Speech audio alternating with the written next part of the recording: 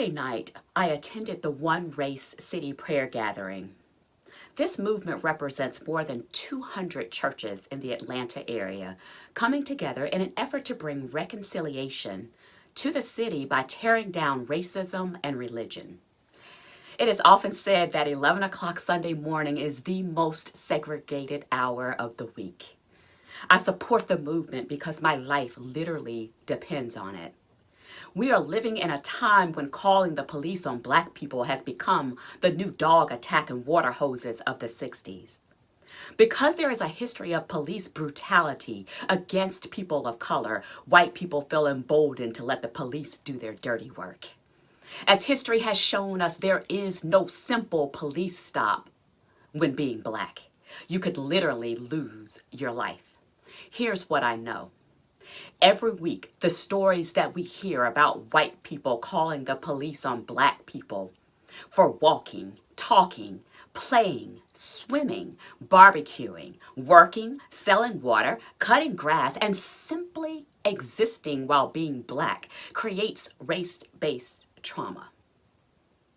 And when you take the compounding reality of that trauma and roll them all up into one barbed wire ball, it's no wonder that we get angry and may experience periods of apathy, hopelessness, and despair. No matter where we turn, where we go, we are being pricked on every side. Similar to a person with diabetes who has to find new places to stick him or herself lest they grow numb, we begin to grow numb to the injustice perpetrated against us. However, brothers and sisters, as we experience trauma after trauma, we have to bind our wounds and the wounds of our brothers and sisters. If there was ever a time to be our brothers and sisters' keeper, the time is now. I live in one of the most racially diverse counties in Georgia. My short cul-de-sac street represents at least 5 different races. My church represents more than 140 nations. This is not by happenstance. I chose this life because I believe we are all God's children and that this is what heaven will look like. In choosing this life, I have chosen to love my neighbors, all of them, whether they look like me or not. I absolutely hate injustice against anyone, but especially against people of color, my own people. What some choose not to understand or acknowledge is that we even experience these traumas. This is not new. What is new is that people like Permit Patty, Barbecue Becky, and Pool Boy Paul are getting called out in a very public manner.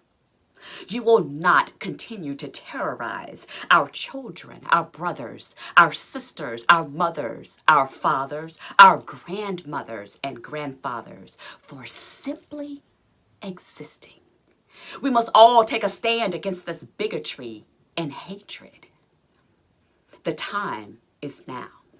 Some days it would be easy to hate. Then I am reminded of the words of Dr. Martin Luther King Jr. I have decided to stick with love because hate is too great a burden to bear. Most days I am grateful that I am governed by the love of Christ. It is precisely that love that does not allow me to hate. I will continue to call out injustice. I will take a stand against racism. I will fight for my brothers and sisters even unto death. I will not be silent about the things that matter. I will continue to spread the love of Christ and fight for injustice so that one day we will truly be one nation under God, indivisible with liberty and justice for all.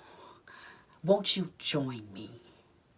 The time is now. Thank you for listening. I will use my voice for the voiceless and those who have been marginalized. I will take a stand against racism, bigotry, hatred, and social injustice. I will search for truth. I am Veronica G. Jones, the voice that gives light.